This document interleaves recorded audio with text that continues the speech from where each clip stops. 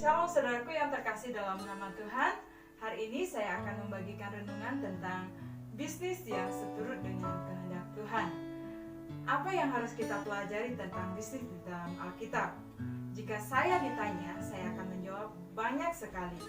Bila saudara-saudara belum familiar dengan Alkitab, mulailah dari kitab Amsal. Kitab Amsal berisi banyak sekali hikmat praktis yang relevan untuk mengelola bisnis dan kehidupan. Dan semakin saudara-saudara sering membacanya, semakin saudara peka dengan hikmat Allah. Seolah-olah hikmat itu berbicara pribadi ke dalam kehidupan saudara. Ada beberapa contoh firman Allah dalam Alkitab yang sangat indah untuk berbisnis, yaitu yang pertama, inovasi. Inovasi itu penting. Jangan hanya mencontoh bisnis lain. Ini bisa Anda temukan di dalam Roma pasal 12 ayat yang kedua. Demikian firman Tuhan, janganlah kamu menjadi serupa dengan dunia ini, tetapi berubahlah oleh pembaharuan budimu, sehingga kamu dapat membedakan manakah kehendak Allah, apa yang baik, yang berkenan kepada Allah, dan yang sempurna. Artinya, ketika kita menjalankan bisnis, kita harus menemukan sesuatu yang berbeda dari yang lain. Yang pertama, yaitu kita harus kreatif. Kreativitasmu akan diuji. Dengan berpikir kreatif, saudara bisa dengan mudah mendapatkan ide-ide kreatif baru untuk mengembangkan bisnis kita. Namun, ide-ide cemerlang tidak boleh berhenti di suatu titik. Dan ketika kita harus mampu melihat peluang lainnya agar mampu berinovasi. Lalu yang kedua, terbuka terhadap perubahan. Meskipun saudara adalah tipe orang yang konsisten dan idealis, ketika harus mampu terbuka pada perubahan, pasar atau publik yang menjadi target bisnis akan selalu mengalami perubahan.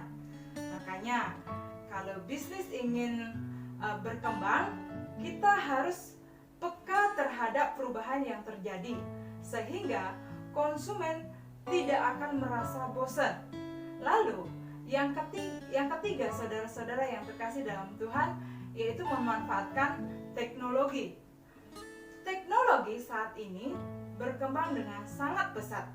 Hampir semua aktivitas ditunjang oleh teknologi. Begitupun dalam berbisnis, kamu harus mampu memanfaatkan teknologi untuk mendukung inovasi. Saudara-saudara yang terkasih dalam Tuhan, contoh yang kedua, firman Allah dalam Alkitab yang sangat indah untuk berbisnis, yaitu yang kedua, mengucap syukur dan berdoa. Mengucap syukur dan berdoa akan membuat saudara diberkati dengan lebih. Banyak hal yang bisa kita syukuri dan saat menjalani bisnis saat ini. Di dalam Alkitab 1 Tesalonika 5 ayat 16-19, demikian bunyi firman Tuhan, bersukacitalah senantiasa, tetaplah berdoa, mengucap syukurlah dalam segala hal, sebab itulah yang dikehendaki Allah di dalam Kristus Yesus bagi kamu. Mungkin kita sering mengalami pasang surut di dalam berbisnis ya saudara-saudara ya. Mungkin karena masalah waktu, kurang percaya diri, tidak ada dukungan dari keluarga, bahkan kita sering sekali menghadapi perang harga atau manajemen keuangan yang buruk, sehingga mengakibatkan konsumen kita mundur dan tidak mau lagi belanja atau bekerja sama dengan kita. Saudaraku yang terkasih, jangan khawatir. Kita harus tetap mengucap syukur dan berdoa kepada Tuhan. Sebab setiap orang memprioritaskan Tuhan di dalam kehidupan kita, maka Allah sendiri akan mempromosikan bisnis kita dan memberikan pelanggan yang lebih baik dan lebih banyak. Asalkan kita mau berbisnis sesuai dengan dan seturut kehendak Tuhan. Melakukan bisnis hendaklah tidak dengan sikap tinggi hati, yaitu tidak sombong.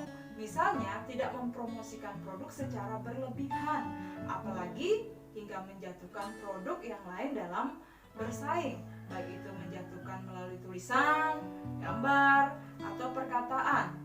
Oleh sebab itu, marilah kita selalu mengelola hati kita dengan baik dalam menjalankan bisnis. Yang keempat, never give up. Di saat Anda sedang gentar dan putus asa dan merasa gagal dalam menjalani bisnis, jangan kita menyerah. Jika kita baca di dalam Alkitab 2 Timotius 1 ayat 7, demikian bunyi firman Tuhan, sebab Allah memberikan kepada kita bukan roh ketakutan, melainkan roh yang membangkitkan kekuatan, kasih, dan ketertiban. Jadi supaya bisnis kita tidak gagal, kita harus mengetahui strategi agar kita tidak menyerah dalam perjalanan bisnis. Seseorang yang menyerah dalam bisnis karena mereka sudah tidak tahu lagi apa yang harus dilakukan. Jadi selama saudara mengetahui apa yang harus dilakukan untuk bangkit dan memperbaiki bisnis, maka tidak ada alasan untuk menyerah. Artinya tidak ada alasan untuk gagal. Dan kita harus berani mengatakan gagal itu biasa, tetapi bangkit dari kegagalan itu adalah yang luar biasa. Kesimpulannya, masih banyak hal-hal indah yang bisa berguna untuk bisnis saudara yang dijalani saat ini ada dalam Alkitab. Semakin sering saudara mempelajari kebenaran firman Tuhan atau Alkitab, semakin saudara sukses dalam berbisnis yang seturut dengan kehendak Tuhan. Demikian renungan dari saya. Terima kasih. Tuhan Yesus pasti memberkati. God bless you.